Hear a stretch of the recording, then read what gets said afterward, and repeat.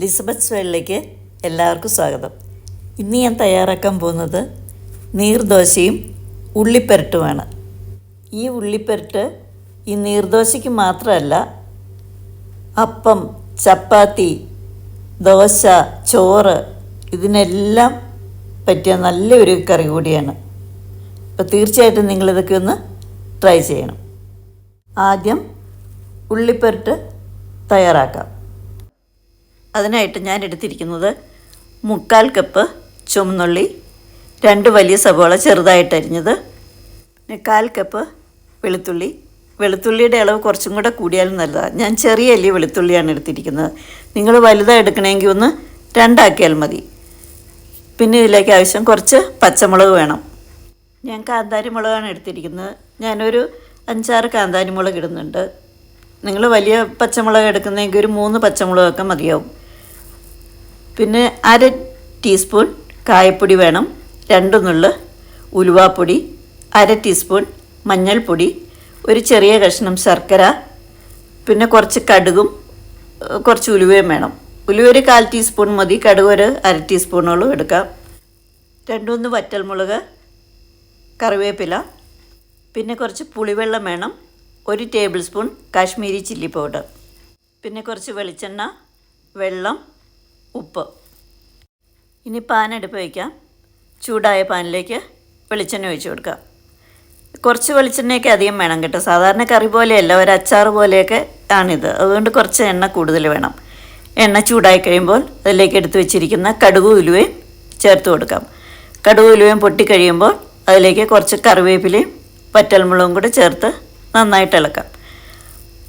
അതിന് ശേഷം നമ്മളതിലേക്ക് എടുത്തു വച്ചിരിക്കുന്ന ചുവന്നുള്ളി ചേർത്ത് കൊടുക്കുക. ചുവന്നുള്ളി ചേർത്തൊന്ന് മിക്സ് ചെയ്തതിന് ശേഷം ഒരു 2 മിനിറ്റ് മൂടി വെച്ചൊന്ന് വേവിക്കാം. 2 മിനിറ്റൊക്കെ മതി, അതിൽ കൂടുതൽ ആവശ്യമില്ല. അപ്പോഴത്തേക്ക് അത് ഒരുവിധം വാടിക്കിട്ടും, അത് മതി. ഇപ്പോൾ ഏകദേശം 2 മിനിറ്റ് ആയിട്ടുണ്ട്. ഇപ്പോൾ ഉള്ളിയൊക്കെ ഒരുവിധം നന്നായിട്ട് തന്നെ വാടിയിട്ടുണ്ട്. ഇനി ഇതിലേക്ക് നമ്മൾ അരിഞ്ഞു വെച്ചിരിക്കുന്ന സവോള ചേർത്ത് കൊടുക്കുകയാണ്. സവോളയും അതുപോലെ വെളുത്തുള്ളിയും കൂടെ ഇതിലേക്ക് ചേർത്ത് കൊടുക്കാം. കൂടെ കുറച്ച് ഉപ്പും പിന്നെ മഞ്ഞൾപ്പൊടിയും കൂടെ ഇതിലേക്ക് ചേർക്കാം.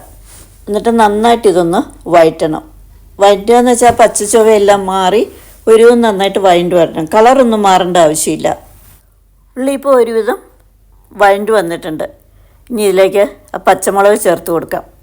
കൂട്ടത്തിൽ കുറച്ച് മഞ്ഞൾപ്പൊടിയും കൂടെ, കുറച്ച് കളർ കുറവായിട്ട് എനിക്ക് തോന്നുന്നു, അതുകൊണ്ട് കുറച്ച് മഞ്ഞൾപ്പൊടിയും കൂടെ ഞാനിതിലേക്ക് ചേർക്കുകയാണ്. പിന്നെ നമ്മൾ എടുത്തു വെച്ചിരിക്കുന്ന കായപ്പൊടി ഉലുവാപ്പൊടി ഉണ്ടല്ലോ, അതും കൂടി ഇതിലേക്ക് ചേർത്ത് കൊടുത്ത് ഒന്നും കൂടി ഒന്ന് വഴറ്റാം.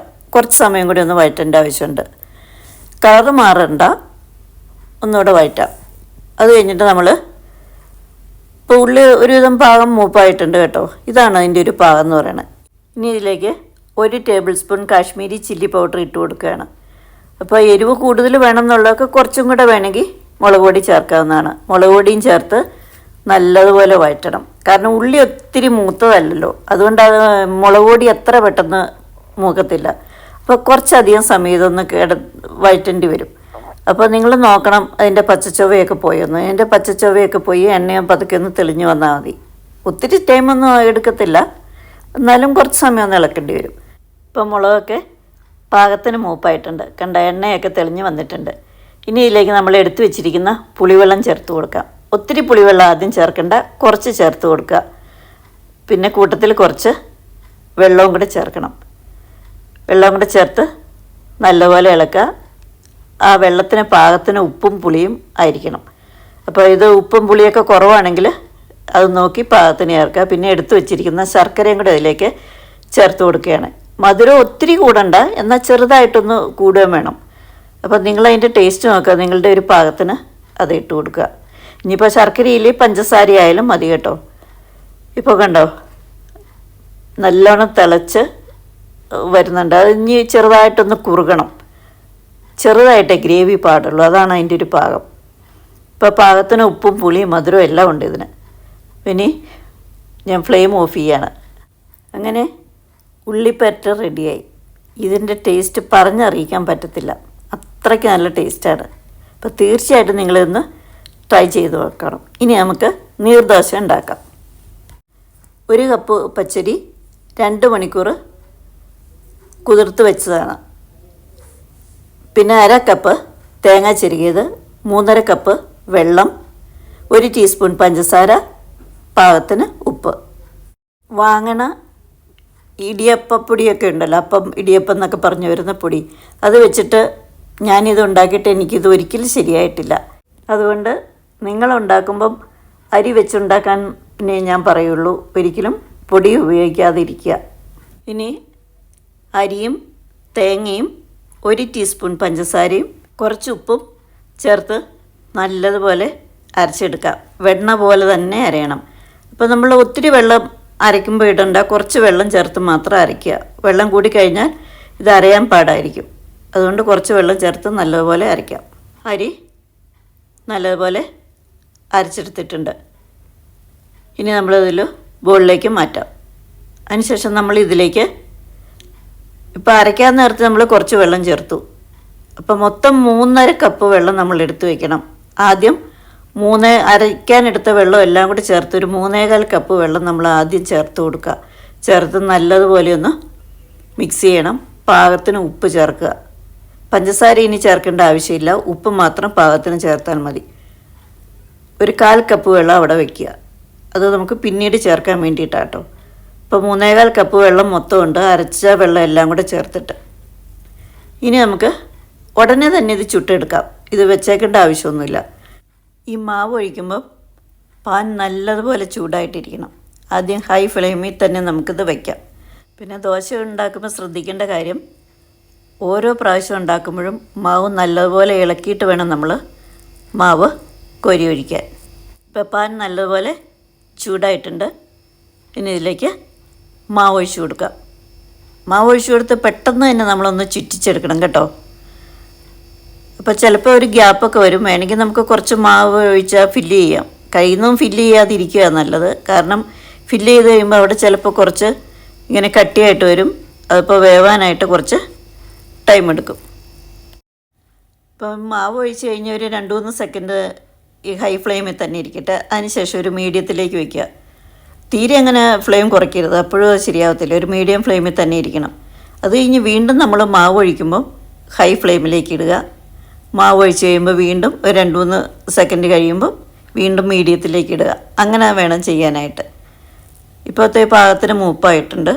ഇനി ഇത് നമുക്ക് ഇങ്ങനെ എടുക്കാം. ഇത് അടിവശം ഒരിക്കലും ഒരു ബ്രൗൺ കളറാവരുത്. അങ്ങനെയല്ല നീർദോശയുടെ ഒരു പാകം. എന്നാൽ മോൾവശം വേഗം ചെയ്യണം. നമ്മൾ ഈ മാവ് ഇങ്ങനെ പെട്ടെന്ന് ഇങ്ങനെ ചിതറിച്ചങ്ങ് ഒഴിക്കണം. പെട്ടെന്ന് തന്നെ ഒന്നും കൂടെ നമ്മൾ ആ പാനൊന്ന് ചുറ്റിക്കുകയും ചെയ്യണം. പിന്നെ ഇതുപോലെ ഗ്യാപ്പ് വരും. ഞാൻ പറഞ്ഞല്ലോ, കഴിയുന്ന ആ ഗ്യാപ്പ് ഫില്ല് ചെയ്യാതിരിക്കുകയായിരിക്കും നല്ലത്. ഇപ്പോൾ നിങ്ങൾക്ക് കാണാമല്ലോ, ഞാൻ ആ ഫില്ല് ചെയ്ത ഭാഗങ്ങൾ ഇരിക്കുന്നത് കണ്ടില്ലേ, കുറച്ചൊരു കട്ടി പിടിച്ചാണ് ഇരിക്കുന്നുണ്ട്. അപ്പോൾ നിങ്ങളൊക്കെ ആദ്യമായിട്ട് ഉണ്ടാക്കുന്നവർ ആ ഗ്യാപ്പ് കഴിയുന്നതും ഫില്ല് ചെയ്യാതെ നോക്കുക. അല്ലെങ്കിൽ അത്ര നൈസായിട്ട് നമ്മൾ ഇത് മാവ് ഒഴിക്കാവുള്ളൂ. ഒരു 6-7 ദോശ ചുട്ട് കഴിഞ്ഞ് നമ്മൾ എടുത്തു വെച്ചിരിക്കുന്ന 1/4 കപ്പ് വെള്ളമുണ്ടല്ലോ, അത് ചേർത്ത് കൊടുക്കുക. അപ്പോൾ കുറച്ച് ഉപ്പിൻ്റെ കുറവുണ്ട്, പാകത്തിന് ഉപ്പ് ചേർത്ത് കൊടുക്കണം. എന്നിട്ട് വേണം ചൂടാനായിട്ട്. കാരണം അവസാനമാകുമ്പോഴത്തേക്കും മാവ് കുറച്ചുകൂടി ഒന്ന് തിക്കാവും. ഈ തിക്കായി മാവിരുന്ന ഇത് ഉണ്ടാക്കുക ശരിയാവത്തില്ല. വളരെ നൈസായിട്ട് തന്നെ ഇരിക്കണം. ഇപ്പോൾ ഞാനിപ്പോൾ ഉണ്ടാക്കുന്നത് കണ്ടല്ലോ. അപ്പോൾ ഇതേ രീതിയിൽ ബാക്കിയുള്ള മാവും കൂടെ നമുക്ക് ചുട്ടെടുക്കാം. 1 കപ്പ് അരി കൊണ്ട് നീർദോശ ഉണ്ടാക്കിയാൽ 15 എണ്ണം കിട്ടും. അപ്പോൾ നിങ്ങളത് ഉണ്ടാക്കുമ്പോൾ ശ്രദ്ധിക്കേണ്ട ഒരു കാര്യം എന്താണെന്ന് വെച്ച് കഴിഞ്ഞാൽ, സാധാരണ അപ്പോൾ ദോശയൊക്കെ ആണെങ്കിൽ നമ്മൾ 1-2 ഒക്കെ കഴിക്കുകയുള്ളൂ. പക്ഷേ ഇത് ആ സ്ഥാനത്ത് ഒരു 4 എണ്ണം കഴിക്കേണ്ടി വരും. അപ്പോൾ അതനുസരിച്ച് അരി വേണം നിങ്ങളിടാൻ. ഇടയ്ക്കൊക്കെ പാൻ ഇതുപോലെ ഒന്ന് ക്ലീൻ ചെയ്യുന്നത് നന്നായിരിക്കും. അപ്പോൾ ഏകദേശം അപ്പം ചുടിയിലൊക്കെ തീരാറായി. ഇപ്പോൾ പലർക്കും നീർദോശ എന്താണെന്ന് അറിയില്ലായിരിക്കും കേട്ടോ. അപ്പോൾ തീർച്ചയായിട്ടും നിങ്ങളിതൊന്ന് ട്രൈ ചെയ്ത് നോക്കണം. നല്ല ടേസ്റ്റുള്ളൊരു ദോശയാണിത്. അതുപോലെ പ്രത്യേകിച്ച് ഈ ഉള്ളിപ്പരട്ട് അതും കൂടെ ചേർത്ത് കഴിക്കുമ്പോൾ അടിപൊളിയാണ്. ഒരു രക്ഷയില്ല, അത്ര നല്ല ടേസ്റ്റാണ്. അപ്പോൾ തീർച്ചയായിട്ടും നിങ്ങളിതൊക്കെ ഒന്ന് ട്രൈ ചെയ്ത് നോക്കണം. കണ്ടോ, ഞാൻ ഈ മാവ് ഇതുപോലെ വേണം നിങ്ങൾ ഇടയ്ക്കൊക്കെ ഒന്ന് ഇളക്കാനായിട്ട്. അപ്പോൾ ഓരോ പ്രാവശ്യവും ഇതുപോലെ തന്നെ ഇളക്കി കൊടുക്കണം. അപ്പോൾ ഞാൻ ഈ സമയത്ത് ഇതിലേക്ക് ബാക്കിയിരുന്ന 1/4 കപ്പ് വെള്ളം കൂടി ചേർത്ത് കൊടുത്തു കേട്ടോ. ഒക്കെ നല്ലോണം വെള്ളം ഇല്ലെങ്കിൽ ഇത് ശരിയാവത്തില്ല. ഞാൻ നീർദോശ ഉണ്ടാക്കുന്നത് എങ്ങനെയാണെന്നോ അത് പെട്ടെന്ന് ഇങ്ങനെ ചുറ്റിക്കുന്നതൊക്കെ നിങ്ങൾ കണ്ടല്ലോ. ഇതുപോലെ തന്നെ ചെയ്യണം, എന്നാലേ അത് ശരിയാവുള്ളൂ. ഇനി കുറച്ച് ദോശയും കൂടെ ചുടാനുണ്ട്. എന്തായാലും മുഴുവനൊന്നും ഞാൻ കാണിക്കുന്നില്ല. ഇപ്പോൾ നിങ്ങൾക്ക് മനസ്സിലാകാൻ പാകത്തിനുള്ളത് ഞാൻ കാണിച്ചല്ലോ. അപ്പോൾ ഇതാണ് ഞാൻ ചുട്ട ദോശ. ഈ ഉള്ളിപ്പരട്ടും നീർദോശയും അടിപൊളി കോമ്പിനേഷനാണ്. അപ്പോൾ നിങ്ങൾ ഒരിക്കലെങ്കിലും ഇതൊന്ന് ട്രൈ ചെയ്ത് നോക്കണം. തീർച്ചയായിട്ടും നിങ്ങൾക്ക് ഇഷ്ടമാവും. ഇന്നത്തെ വീഡിയോ എല്ലാവർക്കും ഇഷ്ടമായെന്ന് ഞാൻ വിചാരിക്കുന്നു. അപ്പോൾ എല്ലാവരും എൻ്റെ ചാനൽ കാണണം, സപ്പോർട്ട് ചെയ്യണം. പുതിയ വീഡിയോയുമായി വീണ്ടും കാണാം.